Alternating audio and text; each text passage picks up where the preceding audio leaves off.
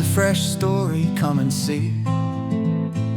With Olivia and Jenny, be who you need to be. Honest voices, safe and strong.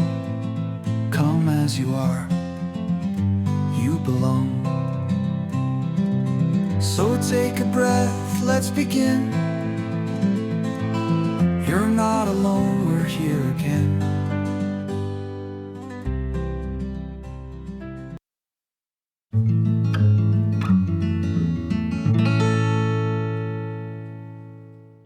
Welcome back to a Fresh Story podcast. This season, we're diving into what makes a family, how did you build your family, how did you create your family, all things family.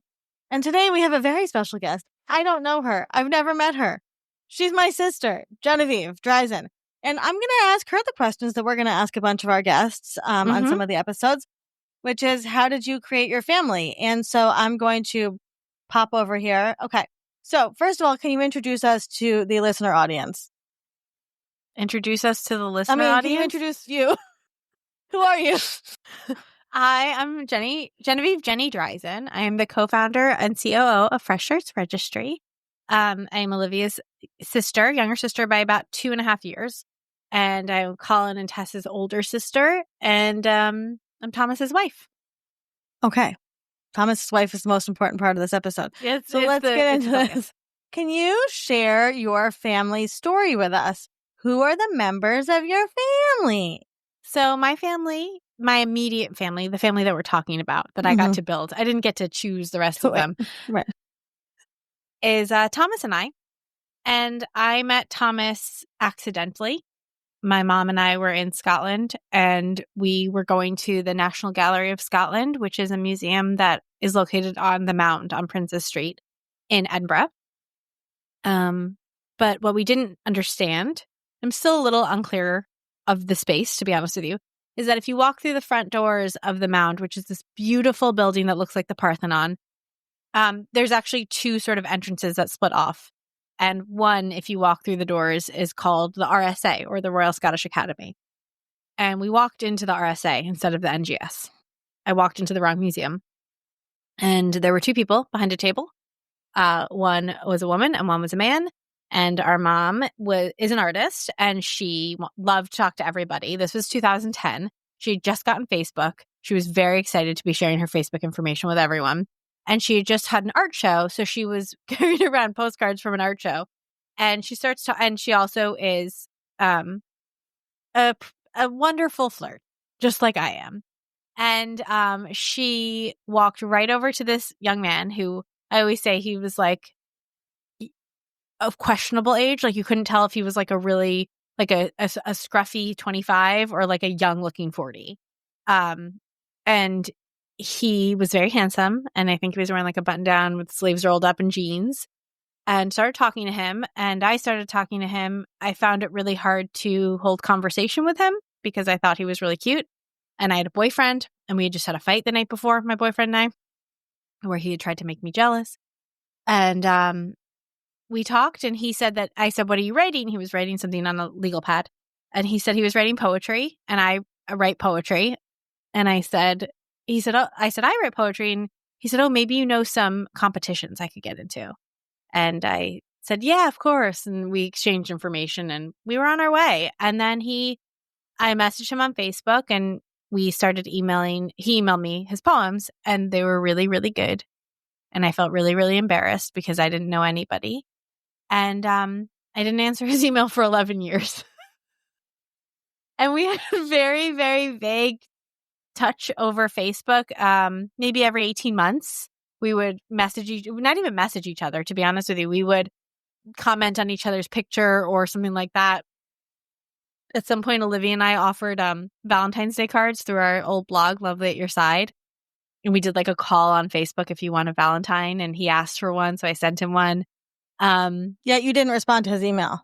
I didn't never respond to his email. And he never said anything about it. And I totally forgot about that email for 11. Like, I didn't carry that guilt with me. I think he thinks I carried the guilt with me.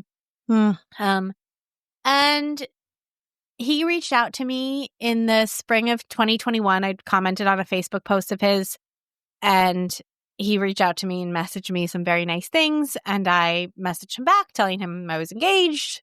And then about 3 months later, I wasn't engaged anymore. So I thought, let me get some attention from this handsome Englishman who I didn't know was English at the time.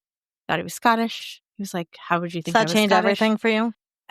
He said to me, like, I'm not Scottish. And I was like, I barely know you, my man. And so I reached out to him, and then it was just kind of like, I mean, I wonder from your perspective, Olivia, like it was kind of a little bit like wham. Like, I mean, I booked a ticket to go see him 2 days later. I canceled the ticket, but I spent the next 3 months talking to him constantly. I mean, he quickly became a very important person in my life. And I came to Scotland to visit him in October of 2021. And then I came again in January. We went to the islands together in March. And then I came back in May of 2022 to spend 6 months here, which I could do legally. We got engaged, and I moved here in May of 2023. We got married in September. That was how we built our family. What was it like from your perspective to have me like sort of just like? I honestly was just happy you were happy. Yeah. Like, I didn't really. I think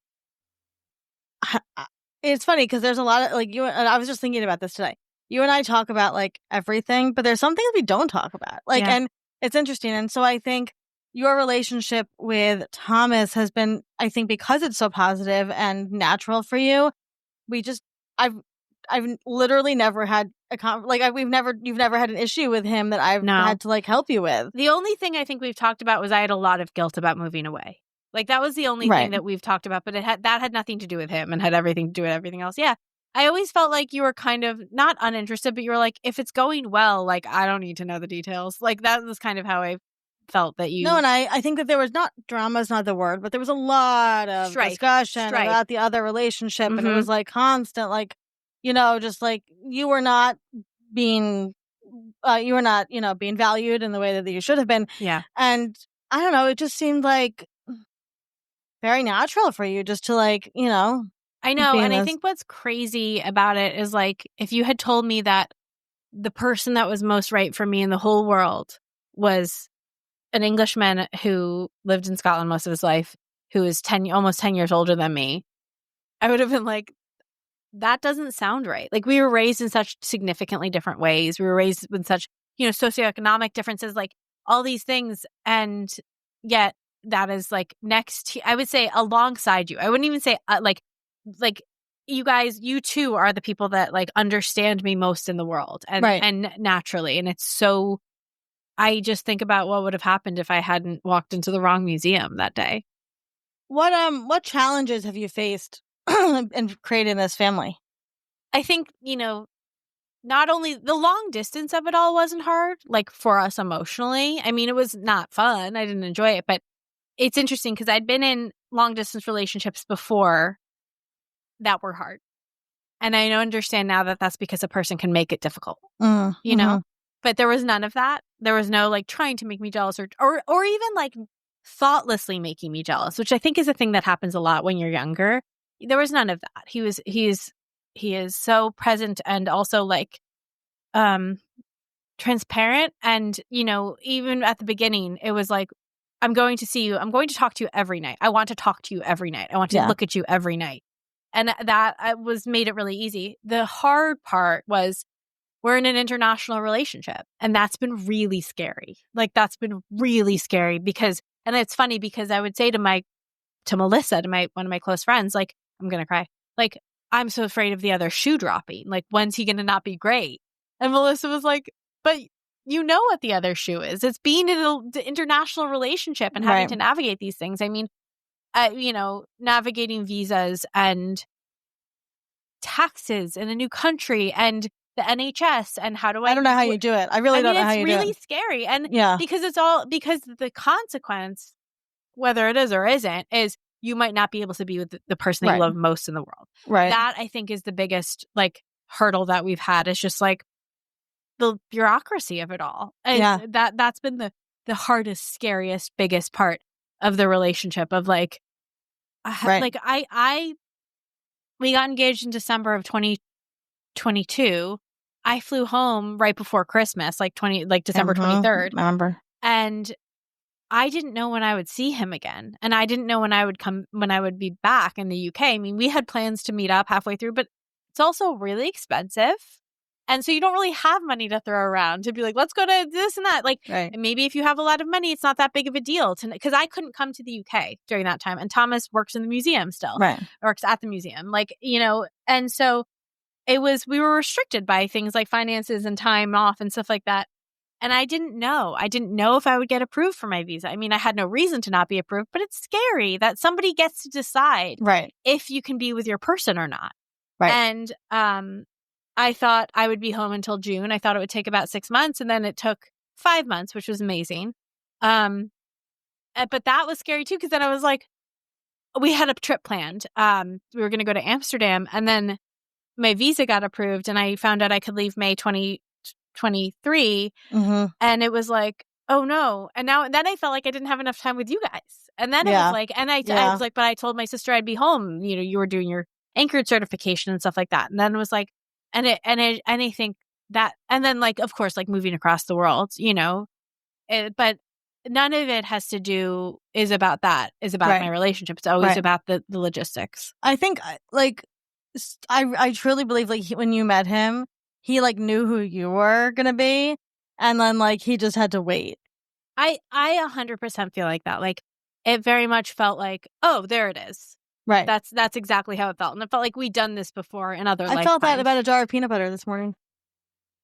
Oh, there it is. No, I love that. So what advice would you give to somebody who is navigating this type of relationship? Communication. And if the person that you're with isn't making it really easy on the emotional side, then the logistical side is going to be that much harder. Like, I think that if you want to be in an international or long distance relationship, you just have to be both of you really have to want to be there in a really loving way and a really excited and like happy way. Like no jealousy, no intentionally or unintentionally making the other person jealous. No, like, I'm going to go out. I don't know if there's going to be girls there. We don't do that. We're adults. No. We can't do that, or I'm going to go out. Yeah, there are going to be women there, but I adore you more than anything else, right? Like there has to be a lot of love. There has to be a lot of just open communication and expression of love, because you don't have all the other parts. So if somebody's not making you feel loved, and I think one of the things I came into this relationship not knowing is that like, if somebody wants you to feel loved, you really will. You don't. You should never have to wonder. Right. And if and like that being said, like if you're wondering if you're the problem or they're the problem, like therapy is a great option. Always a great option. Yeah. What are you most proud of with your family that you've built? I'm proud that we got to this point. I mean, when I first like flew from the U.S. to Scotland, I was like, I just fell into his arms, and I'd never kissed him. I'd never held him. I'd never hugged him. We'd met once 11 years before. And I just kept saying like, I can't believe we did it. I can't believe we did it. And I think just like holding out for each other, like, and knowing that we were like, there was that person that was out there.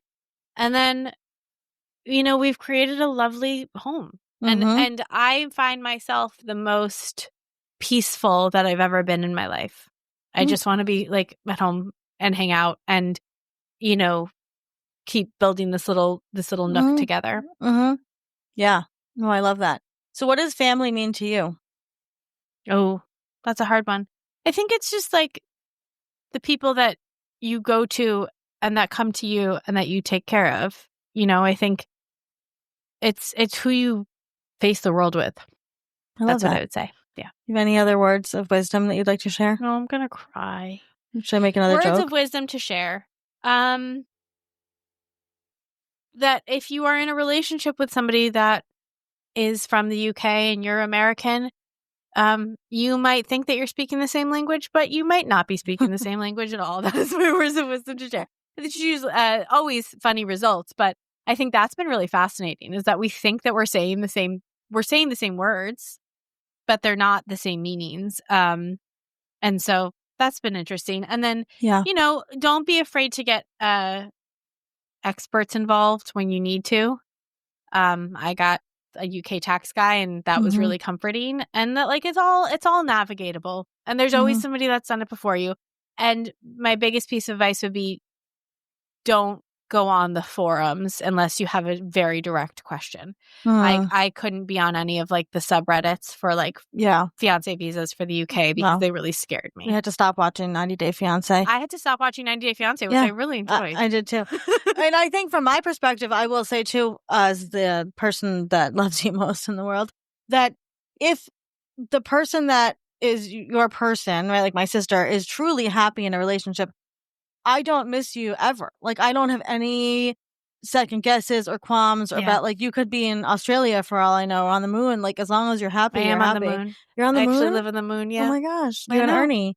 And so that's actually Thomas is Ernie. Thomas is Ernie. And fun fact, I've never even met Thomas. No, that's true. It's crazy. I know, which is really funny. Yeah. It's nuts. I think, and for two people that are as close as you and I are, the fact that you've never, and I think that was really big for me. I think to feel like I fell in love with him all on my own, and I made those decisions on my own, and I wasn't looking at other people to be like, is this a good choice? Is this a good choice? Yeah. That was really big for me. Yeah. Because it's you didn't ask. No. No, I didn't ask. And I've never asked anybody if they like him because I do. And that's enough for me. I love that. Yeah.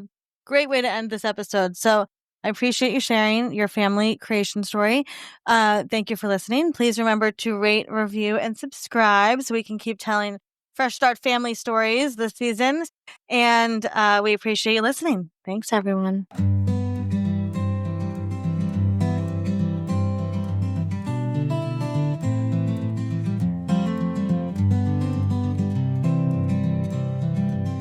It's a fresh story, come and see. With Olivia and Jenny, be who you need to be. Honest voices, safe and strong. Come as you are, you belong. So take a breath, let's begin. You're not alone, we're here again.